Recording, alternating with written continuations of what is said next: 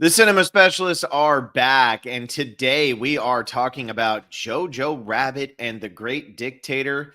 Kind of strange. Some of you might be wondering, why did we do this? And I'm going to turn that over to John because I'm going to be honest with you, I already forget what our reasoning is. So, John, what movie made us do this?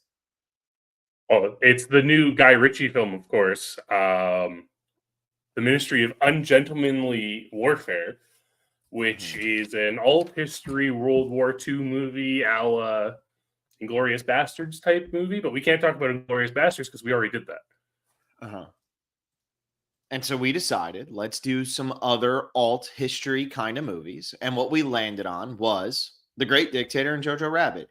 And I feel like this perfectly kind of encapsulates again what we're trying to do with this series. And Mhm. it seems like people are starting to discover the series a little bit more. Last week we did 28 Days Later in Sunshine, our highest viewed of the series. That's exciting. Everybody shake your hands out. If you're watching, please make sure to like and subscribe, do all of that fun stuff. We did the two Godzillas off the bat, and then we followed it up with, what was our second episode, John? Wow. It's John Wick and Hard Boiled.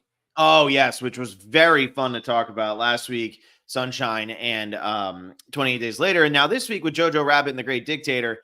Jojo Rabbit 2019, this is a movie nominated for Best Picture. Parasite ends up beating it.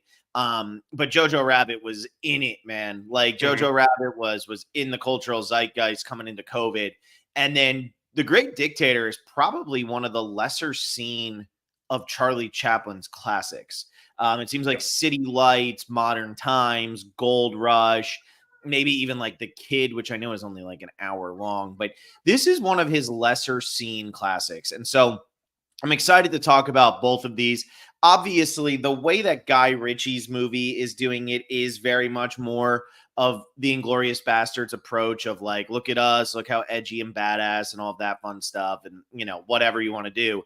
These are definitely more in the realm of reality, at least to an extent. Mhm. Obviously, if you're making a Charlie Chaplin movie, it's going to be a little bit more slapstick. It's going to be a little bit more comedy. Like you're going to have to expect that, but I'm really excited to talk about both of these. I think this will be a fun discussion. And if you haven't seen either of them, make sure you see them both. If you haven't seen The Great Dictator, if you've seen Jojo Rabbit, but you haven't seen The Great Dictator, listen up because John and I are going to be talking about it now. And yeah, so John, what's your main takeaway from was it your first time viewing The Great Dictator? And I know that this was multiple viewings for Jojo Rabbit. So how are you feeling about both of these movies? This is the first time I've revisited Jojo Rabbit since its theatrical release in 2019. Me as well. Uh, Holds up. Honestly, I had a very good impression of the film afterwards, and it's good to see that it really holds up 5 years later. And this is my first time watching The Great Dictator. And like you said, it's one of those Charlie Chaplin movies that, because it's not the silent era Chaplin, people kind of overlook it a lot. It gets mentioned a lot as like a movie you should see. But when you're looking at Chaplin's filmography, it's one that you don't usually get to until you explore the rest of it. And there's a lot of comparables between these two films, I think. And obviously, the humor in Jojo Rabbit is more dialogue and script based, whereas Mhm. the humor in The Great Dictator is very slapstick, as you would expect from Charlie Chaplin. But what both of these movies do really well is using humor to lighten the mood, but not overshadow the dramatic tones of either film. Yeah, these movies both do a great job. I mean, so both of these movies have Adolf Hitler. Mhm. Right off the bat, if you have Adolf Hitler in a movie and you're saying we're going to be a comedy, you're saying, okay, let's see how this is going to go. Because I mean, Adolf Hitler and comedy are not two things that you think of alongside each other. That's just for sure. But the way that they both handle this and the way that they both poke fun at the situation and poke Mhm. fun at Adolf Hitler, and especially with the Great Dictator, 5 years before Hitler kills himself, 5 years. Think about Yeah. how much wasn't known when the Great Dictator came out about everything that was going on. And Charlie Chaplin, he was very much like so committed to making it known and speaking up against this Mhm. at a time where there were movies that were speaking out against Hitler and against Germany and things that were going on there. But I feel like this is probably one of the first iterations of just straight on the nose to the point. This is it. And both movies are very, very dark, but they're Mhm. also very funny. And I think that's what it is. And I mean, we'll get to the speech at the end of The Great Dictator. If you haven't seen The Great Dictator, you've probably heard at least parts of the final speech, because the final Yeah. speech is one of the most iconic speeches in the history of film. Paolo Nutini, for anybody who listens to Paolo Nutini, has a song where he samples most of this speech into the background of the song. So you can check that out. I think it's called Iron Sky. Let me Okay. make sure on that one. But I just like I like Jojo Rabbit more. Like in Mhm. my estimation, The Great Dictator doesn't quite live up to the hype of the other Charlie Chaplin movies. Yeah. But as soon as this ended, I almost gave it 4 stars anyway, just because the final speech is so incredible. So, I mean, look, we're going to be talking about the comedy in these. We're going to be talking about the historical significance of these movies. We're going to be talking about their use of Adolf Hitler, the way they are able to make comedy out of such a dark and horrible situation. And I think we're also going to be talking about just how good these movies are. So, Yep. John, what do you think we should start with? Should we start with The Great Dictator? You want to do that? Yeah, sure. That sounds good. Because I think the Great Dictator is the one that's going to have the hardest pull for a lot of people. And yes, obviously, this is the big movie that like is the lesser known of these two at this point. Mm-hmm. Where Jojo Rabbit was, as you said, majorly successful when it came out 5 years ago. The Great Dictator is 84 years old now. 84. 84 years old now, and that you had mentioned already. That's what it really sinks in when I was watching this movie. Watching it progress, seeing the depiction that Chaplin decides to do, not only for the dictator, but also for the Jewish people within the film. This movie came out in 1940. And if you Mhm. think about that, World War II probably just started when production on this movie began, Yeah. right? World War II starts September 1st, 1939, officially. Yeah, because what, Hitler comes to power in 33, but the Mhm. war doesn't start for 6 years after that. I think that's Yeah, right. it's the invasion of Poland and everything that Hmm. officially declares it. But that's just really goes to show how in tune Chaplin was with what was going on as the person who wrote it and the person who starred and directed the film. Chaplin knew what he was doing when he made this movie, and he was very aware of the situation that was going on. And what's very interesting about this, the majority of the slapstick in this movie happens peripherally to any of the horrors of World War Hmm. II. And Hmm. that was very interesting for me. You start the movie starts in World War One, and the opening sequence of this film, I couldn't stop laughing. It was so funny. Hmm. It's egregiously over the top slapstick, exactly what you'd expect out of a Charlie Chaplin movie. And it sets up everything for the rest of the film, which you don't normally suspect in a Chaplin movie. Yeah. Yeah, and it's like a prologue, right? You're not used to Yeah. seeing this kind of prologue in a Chaplin movie where he is setting the tone of Hinkle is fighting in the war. And actually, what's funny about it is you don't know whether it's Hinkle or it's Hitler. Because so what was So very Hinkle interesting. is the dictator. The barber is unnamed. Oh, sorry. So you don't know, yes, because they don't call him Hitler in the movie. They call him No, he's Hinkle. Hinkle. You Yeah. don't know if it's Hinkle or if it's the barber. That's what's kind of funny. And then like later on you find out. But I don't know if you caught the joke in the credits where it said any resemblance between Hinkle and the barber is completely coincidental. Like that is Mhm. just phenomenal. And I love that. But you're not expecting this type of prologue, this buildup No. of this is what this movie is going to be about, or like this character in the war. It's very slapsticky. And again, you were talking about how this is a talking Chaplin movie, which it Mhm. wasn't the first of his talking movies, but it was an early talking Chaplin movie. And so he was still doing a lot of the silent movie shticks Yeah. throughout his movies, which is fascinating. I always appreciate that. Um So it's a really funny opening, and then you do go right kind of into Hinkle, and you're still kind of a little unsure which way it's going. What did you think of how the movie balanced the two stories? Because this is the prologue, so you're introduced to the barber, but then it's a little while before we actually get back to the barber. Yeah, and of course we have that moment where they're like, "Oh yeah, the barber was kind of in a coma and now has amnesia, doesn't really remember anything." Not really a major story or plot point until it gets reminded to him later on in the film. But without that little overlay there, I don't know if we would know if Hinkle was the barber or not. And that's kind of where I thought the direction of this film was going.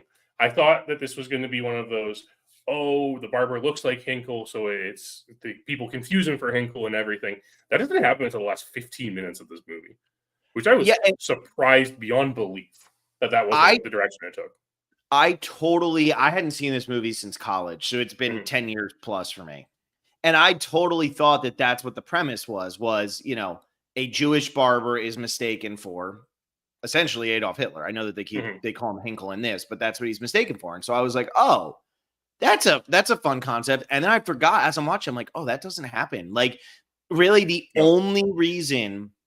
So this is what I find interesting about the two storylines in this movie is the only reason both storylines exist simultaneously is so that the last scene can happen. That's it. That's really the only reason both storylines are happening. Yes, it's showing the horrors inside the ghetto. Yes, it's showing one of the most brilliant scenes ever, and we'll talk about it, but with the world bouncing it on his butt and doing all of that. I mean, it's just absurd. But we could talk about that, but it's to me, the weakness of the movie is that it doesn't get to this point sooner. But then also, you cannot have this speech be anything other than the end of the movie. It has to be in the beginning it has to be at the very end of the movie. If it's in the beginning / middle of this movie, it doesn't work. And I would almost, like, we talked about It's a Wonderful Life on this podcast a while ago. If you haven't listened to that, go listen to our top 100 movies and listen to that one. But we talk about in that podcast how nowadays, if they made that movie, he would be seeing his life flash before his eyes in the first 10 minutes. Like, that would be the inciting incident. It wouldn't be the final act. And I feel like if this movie was made today, that's what would happen. Yeah. This movie 100% would get to the point of Hinkle and the Jewish barber going head, or being confused for each other.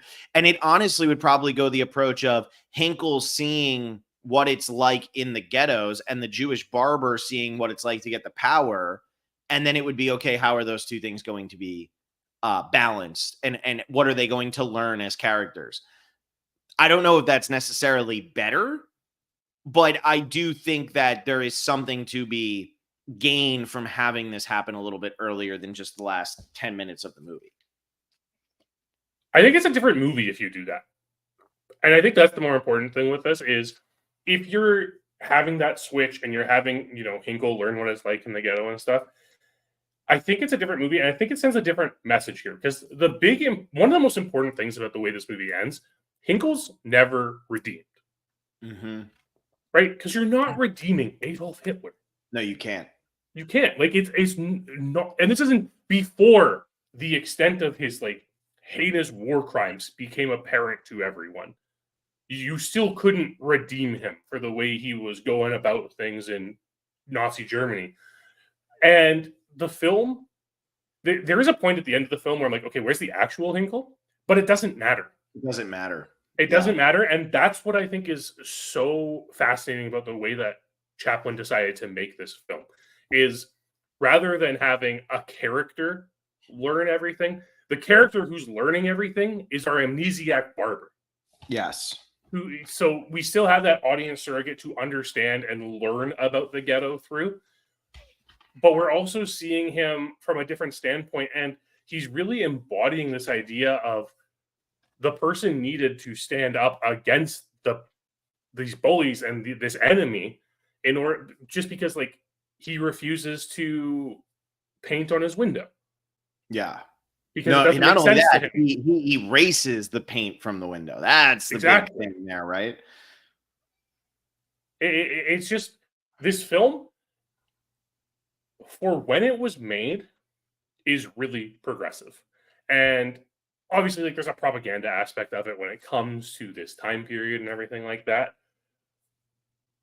But I feel like the message in this film, and then there are little moments that really punctuate it. Like, the message of the film is by far the end speech, right? This idea of Yeah. like humanity coming together, I'm working gonna together. read from that speech. So go ahead, Okay, finish up go your for it. point, and then I am gonna read from that speech. So Okay, well, it's the idea of people coming together, working together, and throughout the film, we see a lot of people talking about doing that, but not willing to do it. hmm And that's, I think, the fascinating thing about it. That is what really makes it so entertaining. And again, it's what makes both of the films we're talking about today entertaining is the fact that they balance the comedy with such serious and heavy topics. Even though the topics aren't exactly the same in both of these movies, they're similar enough that you can see how they're connected. yeah. So I'm gonna read. I'm gonna butcher it, but I'm gonna read. So these are the first. I'm gonna read the first 3 paragraphs because I feel like this is before it starts getting into the soldiers and everything like Mhm. that. But I think these first 3 paragraphs are what this movie is trying to say.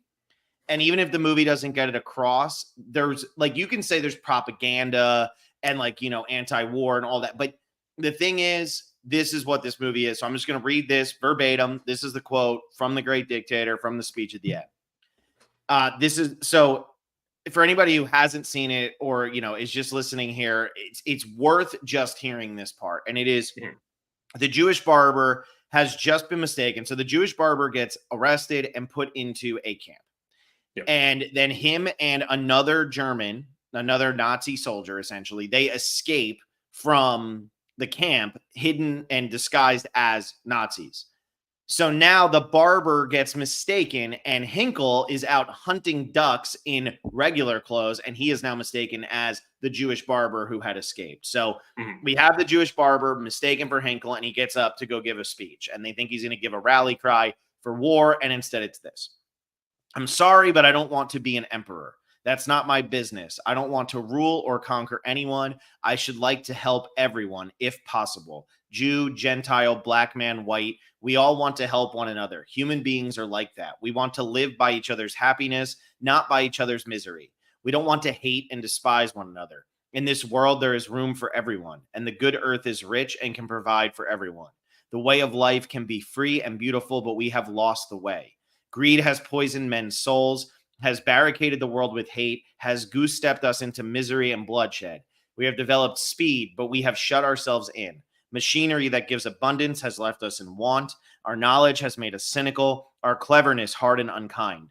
We think too much and feel too little. More than machinery, we need humanity. More than cleverness, we need kindness and gentleness. Without these qualities, life will be violent and all will be lost. The airplane and radio have brought us closer together. The very nature of these inventions cries out for the goodness in men, cries out for universal brotherhood, for the unity of us all. Even now, my voice is reaching millions throughout the world, millions of despairing men, women, and little children, victims of a system that makes men torture and imprison innocent people. That's only half of the speech. Mhm. It's an absolutely unbelievable, incredible piece of writing. Yeah. It is so of the time. Unfortunately, he wrote this. It was out in 1940. It wasn't able to stop the war from continuing for another 5 years. But this is where Charlie Chaplin was at. Yeah. And, you had said, a couple minutes ago, for the time this movie was progressive, for now, this movie would be progressive. Mhm. People look for any reason to hate each other right now. It does not matter. Everybody is looking for a reason to despise each other. And it is whether it's a thought, whether it's an opinion, whether it is a religion, whether it is your skin color, your sexual identity, people are looking for a reason to hate each other. This speech could be given today and would resonate, I think, just as powerfully. So, Mhm. what do you get from my rendition of being the Jewish barber? I think one of the big things with this is, as much as this is a plea to humanity, this is Chaplin pleading to humanity, it also feels like a very personal soliloquy here. It feels like it's very personal to Chaplin, and I think it really explains a lot of why Chaplin does what he does, just as an entertainer, right? That idea of uniting people through happiness that he speaks of in the speech. This is a man, who has witnessed 2 world wars at this point, who has seen the world at a point where it looks like it is going to tear itself apart twice. And you have to ask why. And he has the power and the notoriety and the fame to present a plea like this. And the other thing to remember, 1940, what year did the United States enter World War II? I have no idea. Was it 41? It was 41 after the bombing of Pearl Harbor. Yeah. Because it was right? Well, so pretty much 42 because that's December 7th, 41. December 7th, so pretty much 42. Yeah. But this is because the United States had the non-interventionist approach there and the isolationist approach that they wanted to take going into this war because they didn't want to be devastated by it. This coming from an American making an American film, it's huge to see this and to see this type of passion behind trying to unite people in a time when people are getting more and more divided. Yeah. And it's hard to really talk about the rest of the movie because when you talk about Jojo Rabbit, Jojo Rabbit does do such a better job of balancing all aspects. Whereas this movie really is looking at, oh, look, the Jewish barber is friends with this guy because he saved him during World War I. And so that guy then makes it so that they have it a little bit easier in the ghetto and all of that. And then you have, again, I think the best scene of the movie, other than the speech, is when Hinkle realizes and picks up the world and starts bouncing it in the air. And he pretty much does a ballet with the world. Hitler had that much power, people. He really did. He literally had that much power. It's insane. I love those scenes, but it's the speech is what makes this movie, what sets it apart, what ultimately earns it that iconic status and makes it something that should be viewed by people. And honestly, you're not going to regret watching The Great Dictator. There's good slapstick. There's good verbal humor. And it has a very, very, very powerful message. Also, some of the visual humor is great. So funny. Dude, the fact that they have the branding on the garbage cans, it's just what in the world? It's so next level. What were you going to say? Because you jumped in. Because the Venus of today and the Thinker of tomorrow it's so sculptures are so funny because it's the Venus de Milo and the Thinker doing the salute, and it's so funny. I couldn't, again, this is the beginning. This is right after Hinkle gives his first speech, which is in German. And watching movies, anytime foreign language comes up, you start thinking, am I supposed to have subtitles on right now? But you're not, because we get the English translation afterwards. And again, such a simple form of comedy that's kind of overshadows how terrifying this speech is. But just by simplifying, Hinkle goes on, and the translations are so short in comparison.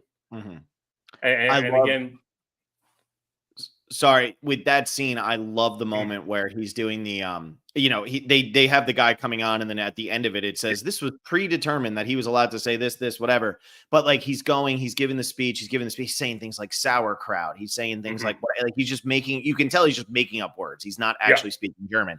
And then though, at one point you hear him get really, really angry, and it goes on for a minute and a half. And the guy who's narrating it just goes, Hinkle just referred to the Jewish people. And that's all he says. And you're yep, of course he did. It's just, it's brilliant. It's absolutely brilliant. Yeah. And again, and this is right after, this is the first thing we see after this entire opening, prologue sequence, which I have to say, the plane sequence in this prologue is so funny. It is. So simple, so funny. Just this idea of the plane flying upside down and the pocket watch falling out and then the water falling out. It's simple. It's so simple. And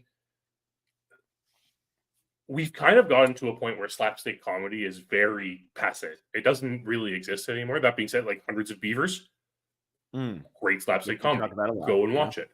But this movie, again, balances it really well because after this moment, there's not as much slapstick in there. We have a few moments. We have the one where Hinkle and Napoloni, who's the Who's Mussolini essentially counterpoint, Mussolini? Yeah.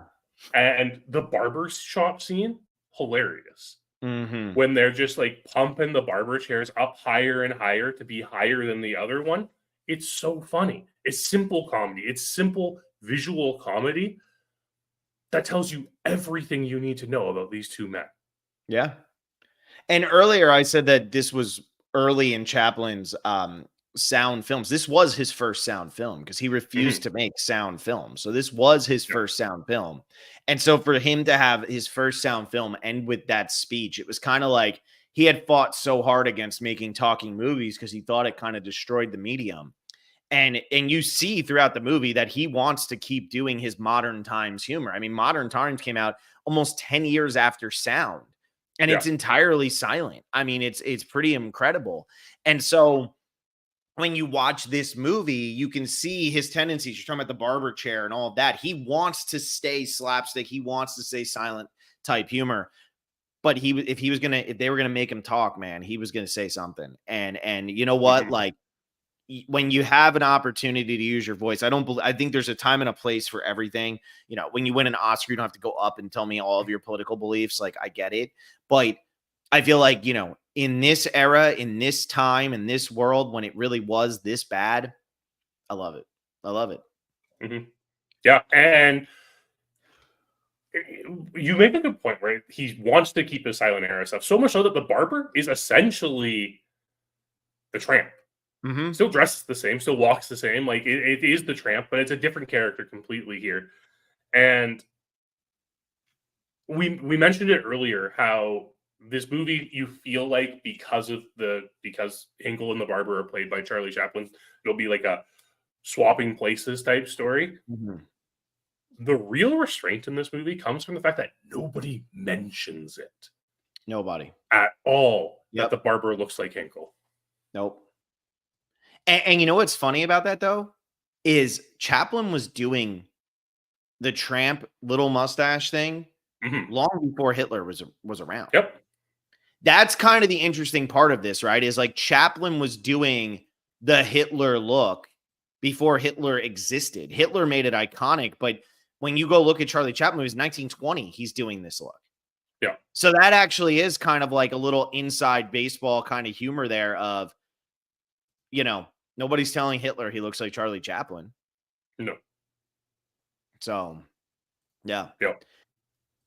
Let's wrap up The Great Dictator. What else you got? Anything else? I think the biggest thing again, and I'm going to bring it back to this point where he's washing the word Jew off the window. And the big thing that spoke to me there is this little act of defiance encouraging others. And that's what we see is that the entire ghetto kind of rallies around the barber in this movie. And it's partially brought on by his ignorance of the situation, but his ignorance also allowed him to have the strength to oppose his oppressors. It's a very interesting take on everything. And it feels like Chaplin's trying to say something to the American populace with this moment. What do you think he's trying to say, John? It feels like a plea. It feels like a plea of, hey, somebody needs to stand up to them so that they know they can start fighting for themselves. It's the little acts of defiance that ultimately lead to significant change, right? I mean, that's really been it throughout history. And I'll end it with this one. This is the last paragraph of the speech. Dictators free themselves, but they enslave the people. Now let us fight to fulfill that promise. Let us fight to free the world, to do away with national barriers, to do away with greed and hate and intolerance. Let us fight for a world of reason, a world where science and progress will lead to all men's happiness. Soldiers, in the name of democracy, let us all unite. It's a great Dictator. Go watch Yep. it. It's worth Good it. film. If you haven't seen Very it, good watch film. it. If you have, let us know what you think. Mhm. 30-minute mark, perfect timing. Like the video, subscribe to the channel. Thank you for those of you who are listening this far in. We greatly appreciate it. We're about to talk Jojo Rabbit. Jojo Rabbit. That's where we're at. John, I had also not seen this movie since it came out in theaters. And I remember loving it. Mhm. And then I remember convincing myself that it was very good, but not great. Yeah. And I remember being like, yeah, it's a good movie. Like, I'm sure people like it, and kind of just forgot all about it. Mhm. The first time watching this movie now, the first time they show her shoes, I said, oh, fuck me. I was Yeah. like, this is it, Yeah. dude. And I know I try not to curse too much on this podcast. I really do. But that is I said it out loud. My wife and I were watching, and she goes, what? And I was like, do you not remember the shoes? And she was like, no. And I was like, Well, you will. oh You will. my God. And that is so Taika Waititi has not made a movie of the Jojo Rabbit caliber since Jojo Rabbit. And Nor I'm gonna be before honest. Jojo Rabbit. Let's Yeah, be I was clear. gonna say, like, he has What We Do in the Shadows. What We Do in the Shadows is very much just a mockumentary. It's very Yeah. funny, but it doesn't have this. This movie is so artistically sound. It is so beautiful. The performances are great. The comedic elements to this movie are fantastic. But it's the moment with the shoes and how the shoes keep coming up. It is when Thomasin McKenzie, who plays I forget what what's the girl's name in The Wall? Elsa? Elsa. When she plays Elsa, when she hears about Nathan's letter and how Yeah. she reacts to that. There are so many great, beautiful moments. The slow motion at the end, pretty much pulling from Saving Private Ryan. For anybody who hasn't seen Saving Private Ryan in a very long time, it's pulling from Saving Private Ryan of people but it's kids screaming. It's not adults screaming. It's children screaming at the top of their lungs. It's a beautiful movie, man. This is a 4-star, no questions asked. I should watch this a lot more often than I do. I am so impressed. I really am. I remembered liking it, like I said, but I am so impressed. I think what Taika Waititi really does well here is he immediately sets up this juxtaposition between the comedy in the film and the atrocities of World War II. Mm-hmm. He leans in so hard and so egregiously to this idea of children wanting to be Nazis and going off to like weekend camp to learn how to use weapons and everything. And as an audience, you're watching and you're like, this is hilarious. This is ridiculous. And you have that moment where you're like, this actually happened. Yep. And that's the power of this film, is it never, like, yes, okay, there's the ridiculous, like, head Hitler in Jojo's head and everything, right? But, and I mean, I guess some of the characters are a little far-fetched, but, like, I guess mostly, like, Rebel Wilson's character is a bit far-fetched. But other than that, it walks that fine line between absurdity and realism so closely. And okay, so when you watch a movie like this, you realize, and I don't want to act like I'm placing my political views into anything, because I'm not. But you realize how, whether it was 1930 something or it's 2024, any political party that wants to rise to power, the children and the youth are the way to rise to power. Mm-hmm. Because we see it in this movie so well. Jojo Rabbit does not know better. Yeah. But there's a line in this from Scarlett Johansson where she says to him, "You're not a Nazi. You're just somebody who wants to belong to a club and feel important." Yeah. It is so devastating because you have her as a mother, where if you push against this too hard, it might make him lean even harder into it. But you know that what he's doing is awful. You're trying to prevent it with every inch of power you can.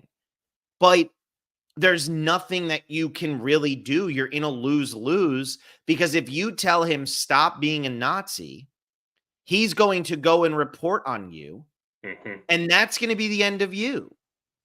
Or at least it's going to put you on their radar, which you can't afford because you are hiding a Jewish woman in your upstairs attic. Yeah. It is so complicated. But I don't know if there's a movie out there that does a better job of showing the atrocities on the youth. And when we were talking about The Great Dictator, my two favorite anti-war scenes probably in the history of film, the end of The Deer Hunter kind of stands on its own. They're saying God bless America, but it's the speech in The Great Dictator, and it's the Tomorrow Belongs to Me in Cabaret. Mm-hmm. Jojo Rabbit doesn't have one single scene that matches the level of either of those, but it has like a million smaller scenes that come so damn close that they almost add up to the equivalent of that.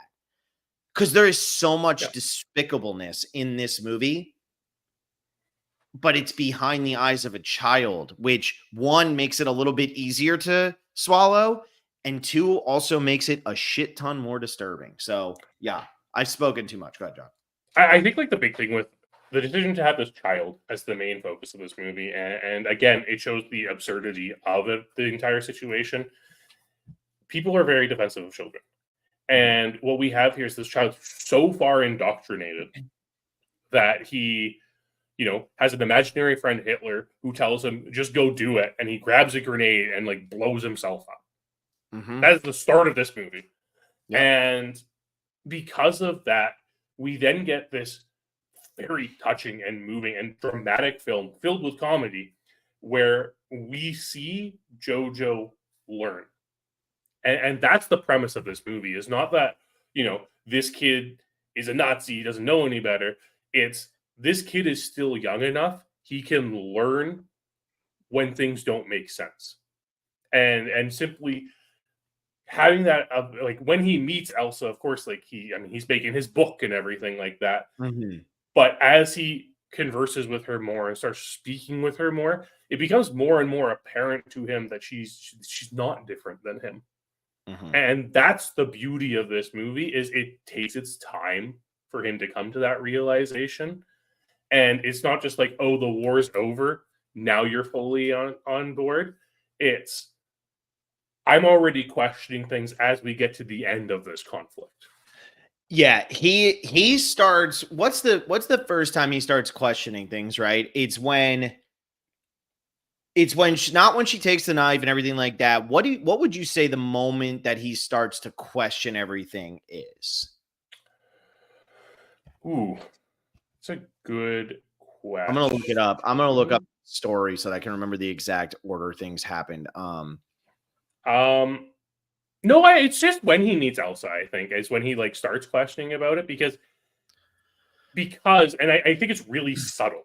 I think there's subtlety in it, and it's because of the responses that we get from Sam Rockwell's character in this movie. And Sam Rockwell's character, not talked enough about it in this movie. To be fair, I get it. We have this brilliant performance from a child actor. Thomas McKenzie's also fantastic. And Scarlett Johansson, of course, is phenomenal in this film. Taika Waititi is unbelievable in this movie. Yeah. This is his best role. He's so good.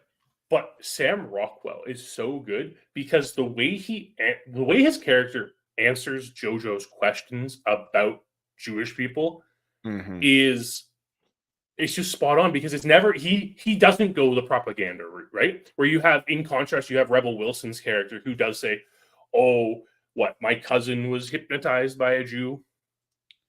Hypnotized to the point of, and then he does all this crazy shit. Like, if you listen to that speech, I can't remember exactly what it is, so I'm not going to butcher it. Oh, and he cheated on my sister and stuff like that. And like killed somebody and like ran something over, and it was because of a Jew. Like, it's so ridiculous. But I think the turning point for him when he starts to realize is when she starts giving him the answers from the book. It's the Nathan letter. That's really what the first turning point is. He reads her the first Nathan letter, and she gets so upset she goes into the wall. And then he goes and he writes a second Nathan letter. And the second Nathan letter is what shows, okay, the humanity is starting to break through. And again, what's another thing that political parties, since long before Hitler, unfortunately, but it keeps going now, what they will do is they will say, that person is scary, don't talk to them. You could never get along with such a person. And, to simplify it the easiest, extreme Democrats, extreme Republicans, they feel the need that they can't talk to somebody on the other side of the political line.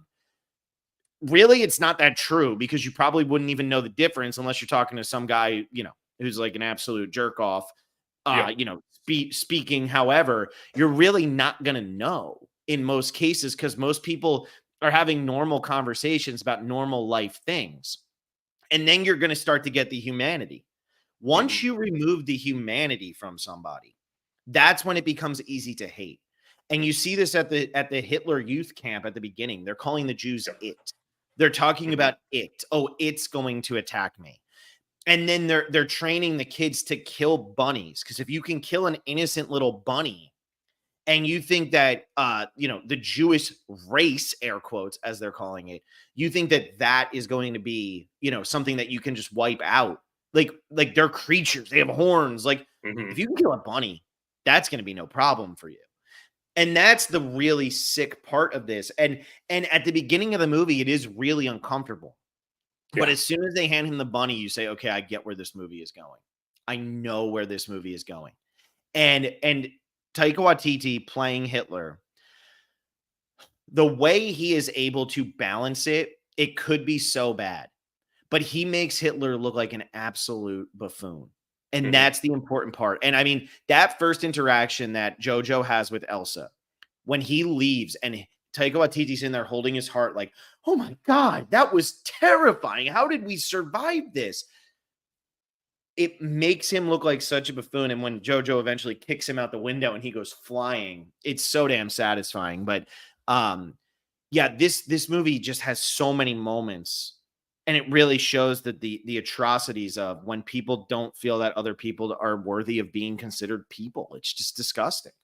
And it has the counterpoint, obviously, with when Jojo's first talking to Elsa. I think it's like the second time they're talking, and he asks for an explanation of like who the Jewish people are, and Elsa's response is, "We're like you, but human." Yes. And it's such a powerful line, because obviously the Nazi propaganda is telling them the complete opposite. Everything we've seen in the film so far has told Jojo the complete opposite. But it's that reflection of who are the real monsters in the situation. And again, like one line, 5 words, super powerful. Yeah, there's a reason why Waititi won Best Screenplay for this movie. I know that was a great year for movies and everything. There's a reason he was able to win Best Screenplay. And it's because of lines like that. A lot of movies will try to over-explain something or whatever. That is such a powerful line. Were you but human? And you see Jojo throughout as he's starting. I mean, one of my favorite shots of the movie is when he is in the robot suit hugging whatever his friend's name is. And then at the end of the movie, the two of them reunite again, and they're not in the robot suits, and they hug. Yeah. Because they've become human again. They really have. And to go back to The Great Dictator, which we were talking about earlier, there's a part in there where it says, do not let the machine men with their machine minds take your machine, like whatever. Machine men, machine minds. That's what it was with this. And that's just a really powerful little shot right there that just, shows the humanity of these children as they're coming through. Yeah. And I mean, speaking of shots in this film and just cinematography in general, Taika Waititi does such a good job at putting these little tiny differences in the film. The first time we see Elsa in the film, that entire sequence is shot like a horror movie. Oh, yeah. Dude, with her hand coming around the wall. Yeah, it's beautiful. It is beautifully done. And you as an audience member who is aware of history knows where it's going. But at the same time, you're like, okay, what's the reaction then? How's that going to go? And I don't think you could really ever see this movie unfolding the way it does. And then, let's talk about the shot of all shots in this movie. Those shoes. That shot where you don't see anything else of Scarlett Johansson in that shot. Just the legs dangling. I mean, we talked 2019, very good year for film. Is this the most powerful shot of all of 2019? Oh yeah. I mean, I would say that or the lights flickering at the end of Parasite. It's one of those Mhm. two shots. But no, I mean the other one, Waves, also came out that year, and my God, the scene of him Yeah, yeah. eating the hot dogs in the hospital haunts me till the day I die. Just that shot of the Yeah. hopelessness, and that's his life now. Sorry. But the way it's set up is what sets this apart from other shots. It's the fact that we see her shoes three other times at the exact same eye level. She's walking Mhm. on the wall above him. She's standing on whatever above him. You see it numerous times. And then for him to be following the blue butterfly, Yeah. and then he looks up, and before he even sees it, we see it. And it's just the shoes right next to his head. I have chills, dude. Like, Yeah. I have chills. It is so unbelievably powerful because at that point, it is now for Jojo. It's been taken from you. You thought that Hitler and the Nazis were on your side, and they killed your mother Mhm. because she was helping this girl who you've now built a friendship with. And from there on, obviously, I mean, at that point, he's already so anti everything. He's already kind of, realized the wrongs of all of his beliefs. But that moment is just absolutely devastating. It's so hard Mhm. not to get emotional and cry when you see that. And he just keeps clinging to it. At Yeah. that point, with no care that he is clinging to the feet of a woman who was hanged for hiding Jews, which could get him killed. They didn't Mhm. care that he was a child. They'd kill him. Yeah. It's it's so powerful, and again, that's the balance that what he defines in this film. It's also the moment when like the SS shows up, and I mean that's what Stephen Stephen Merchant, Merchant, right? right? Yeah. Yeah, I love Stephen Merchant. What a great Uh actor. yes, he is. But he comes in and they do the Heil Hitler and everything, and Elsa comes down and pretends to be his sister. Right? Mhm. Like there's so much tension in that scene, and that's what this film does well. It's like, yes, it's a comedy, but there's tension. There's so much tension. And then they ask for the papers, and Sam Rockwell's character takes the papers Mhm. and like conceals it, and like that's the realization. Like that's the moment where you realize that Sam Rockwell is a lot better of a character than you're led to believe based on what you've seen from him throughout the entire film. Well, also, him and Alfie Allen are gay, Yeah, and you could not be gay in Nazi Germany. no, And they're so blatantly gay in this movie without them ever saying it. I mean, Alfie Allen is, I think, arguably the most underrated actor out there because his Theon Greyjoy got no credit, and he was yeah, freaking impeccable in that role. And then he's great in this movie. He was great in John Wick. Like, Alfie Allen's a great actor. But he does have the humanity. There's that's one of my favorite scenes. So I want to talk about kind of that whole sequence there because I yeah, think it's actually a really powerful sequence that's worth mentioning a little bit more in detail. A lot of people in this movie came out felt that there was too much mentioning of Hitler's name. And honestly, as I've said his name so many times on this podcast, I get uncomfortable, and I hope people aren't getting yeah. uncomfortable. We're talking about two movies that actually have him as a character, so it's kind of hard Mhm. not to. But in this scene, they play the Heil Hitler for a joke, and you say, "Oh man, I don't know if that's the kind of joke I'm into." You have Stephen Merchant and four other men come in. They say it to everybody. They make Jojo Rabbit say it to everybody. Then Alfie Allen and Sam Rockwell come in. Now they have to Mhm. say it to everybody again. So now we have heard it 12 times at least. No, it's 24 times because it's five from the five men, Yeah, then five times from Jojo Rabbit, then two more times from each of the five men, and it's five times from Alfie Allen and whatever. So yeah, it's like 24 times, whatever. It doesn't matter the math. And you're sitting there and you're like, okay, this is the joke, whatever. But when they go upstairs and Elsa pretends to be Inga and they say Heil Hitler to her, and now she has to say it back 8 times, that is set up.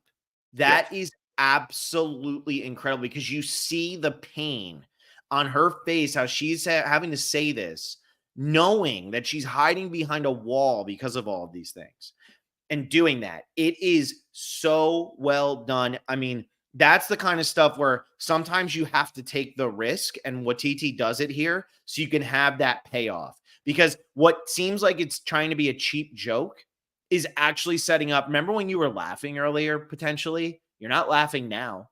No. No way you're laughing now. And it's been less than 5 minutes of film time. And the other part of this, you feel like Elsa is very on her shit. She comes out, she's cleaned up, she had just taken the bath, everything's great. She's pretending to be Inga. The picture kind of looked like her anyway, whatever. Where are your papers? Find the papers, give them over.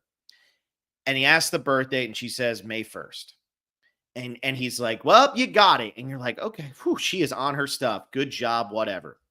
But when she goes in that room and she says it was the 7th, they're going to be coming back. It was her birthday was the 7th. Again, the reveals there. You already said it. Sam Rockwell's humanity. Also, Sam Rockwell knows that Scarlett Johansson, I don't think at that point they had known she was killed, but they know that that's why the Gestapo were there, is to take her out. Yeah, because she hadn't been killed yet, because the Gestapo were just coming to search around. Yeah. He knows what's going to happen. And he likes her. He does have a relationship with her that is a good relationship, even though the first time they see each other, she kicks him in the nuts. Like, they do have a strong relationship. And so for him to say, bingo, you nailed it. You know who you are. And then for us to realize she's not as on this as we thought she was. And Sam Rockwell is not the evil man we thought he was. And it adds that tension of, oh God, what are these people going to do now? Are they coming back? Is there a ticking clock? What is going to happen? And honestly, it unfolds beautifully from there on. But, we'll talk. I mean, Sam Rockwell might be the king of playing absolutely horrible people who are very redemptive. Because, in 3 Billboards Outside Ebbing, Missouri, I mean, there was like a riot when he won the Oscar, because how could you win the Oscar for playing a racist? And it's like, think about the depth and levels to that character, people. Like, there's so much going on there. And at the end of this movie, he has one of the best turns. I mean, it's just it's beautiful. The moment when the American soldiers are coming in, they're getting together all of the Nazis, and Sam Rockwell pushes Jojo away and says, "Get away from me, Jew." Takes off he also takes off the uniform. Jojo is wearing the SS jacket. Yeah. It's so powerful. It's so powerful. And as much as the performance by this kid, whose name I have forgotten right now. It is Roman Griffin Davis. Yeah, Roman Griffin Davis is phenomenal in this film. And again, so is Thomas McKenzie. It's the adult performances in this film, though, that really elevate it. It's just phenomenal. And it's that balance between comedy and drama that a seasoned actor like someone like Scarlett Johansson and Taika Waititi and Sam Rockwell have, that makes this movie so powerful. Well, and I think of it as like, it reminds me a lot of Moonrise Kingdom. Obviously, Moonrise Kingdom is a lot less serious and a lot less dramatic because it's not set against World War II. But the kids in that movie are great. Yeah. But it's Bill Murray and Frances McDormand and Bruce Willis and Edward Norton who elevate that movie to another level. It's the depression you feel, and they sleep in different beds. They have nothing in common. She's cheating on him with Bruce Willis. The adults have no joy left in their life. And so the adults in this movie, who are such caricatures of the different people that you would meet during this era, they do such a great job. I mean, it is such a strong cast. I mean, Scarlett Johansson was nominated for 2 Oscars that year. She was nominated for this, and she was nominated for lead for Marriage Story. I mean, she's nominated for both. It's great. Rockwell was coming off 2 years earlier, winning his Oscar for 3 Billboards.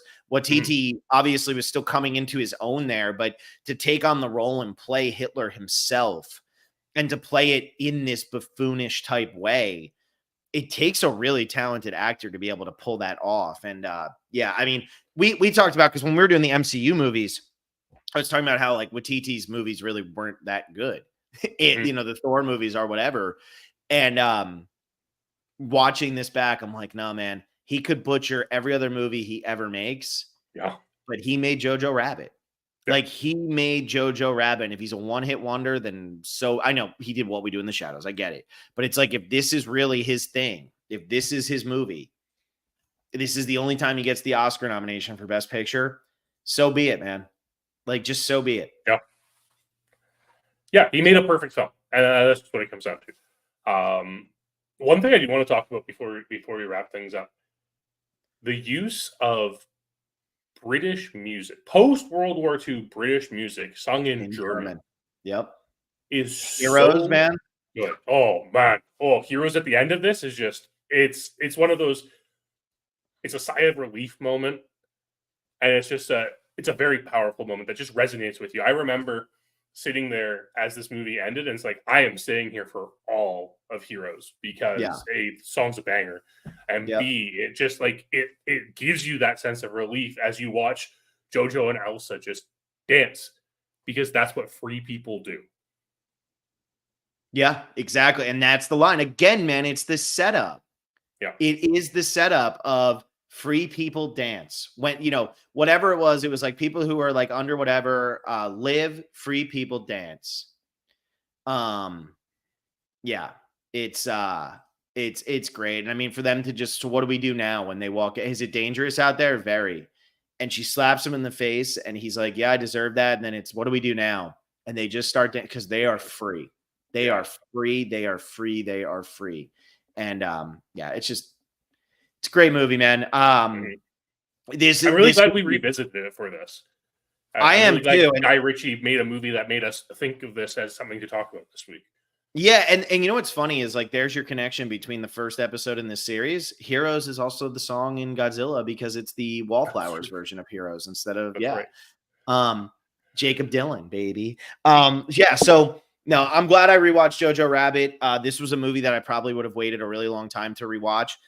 This is a movie that like I could see myself years into my life here, 10 years, 5 years, whatever it is from now, saying, you know what, maybe that is a top 100 movie when I'm a little bit more removed from it, because it is just powerful from start to finish. And unfortunately, man, I say it all the time, but like, unfortunately, some of these movies that are about, you know, World War II and stuff like that feel more and more relevant the more we like the further things go on. And, you know, obviously we have like the whole Middle East conflict going on right now. America is in like what the equivalent of a civil war without picking up arms against each other. Like everybody hates each other. You know, universities are like, I mean, they're just becoming like places to protest. Like that's what it is. And when that's happening, it can feel like we're back in the 60s sometimes. You know, there's a lot of vitriol in this country. There's a lot of vitriol in this world. And you know, you watch a movie like Jojo Rabbit and you say to yourself, man, how did he make me laugh at some of this stuff and then make me cry and make me feel so many of these things? So that's it, man. That's it. That's all I got. I'm exhausted from it. It's some heavy subject matter. Like, despite the fact that these are both comedies, they're dealing with heavy subject matter. Something like that we tend to like. I mean, we've talked about a lot of World War II movies on the podcast so far. Yeah, we have.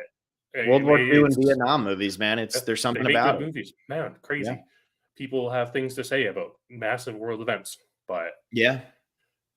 Well, next week we're going to be doing Sicario and the Nice Guys because The Fall Guy comes out. So we're taking an Emily Blunt movie and we're taking a Ryan Gosling movie. Sicario and the Nice Guys. I'm actually really excited for that one. I'm really excited for those movies in a while.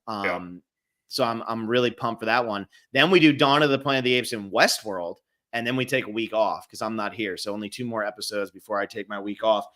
If you want to become a patron, patreon.com/The Specialist. Last week we did Shrek 2. We do $5 Tuesdays every week. So if you're a $5 patron or up, you get 1 movie podcast every single week. Tomorrow's one is Some Like It Hot. 1959 Billy Wilder movie. That's going to be a good one. And then the week after we do The Spy Who Shagged Me, the second in the Austin Powers trilogy. And then on May 7th, because we have no choice, we're doing The Phantom Menace. So if you want to become a patron, patreon.com/The Specialist. If you're a movie fan listening to us and you're also into Survivor and some of the other stuff we do, Patreon is the best way to get more content from us. We have a lot of fun over there, and we have a lot of people who are new, a lot of new patrons, a lot of people who are coming in and really starting to like I don't want to say drink our Kool-Aid because we're not trying to Jonestown it, but you know, they're starting to dive in, and it's been a lot of fun. So thank you so much for listening. Hope you enjoyed this podcast. Like the video, subscribe to the channel, and we'll see you next week when we talk about The Nice Guys and Sicario. Bye, everyone.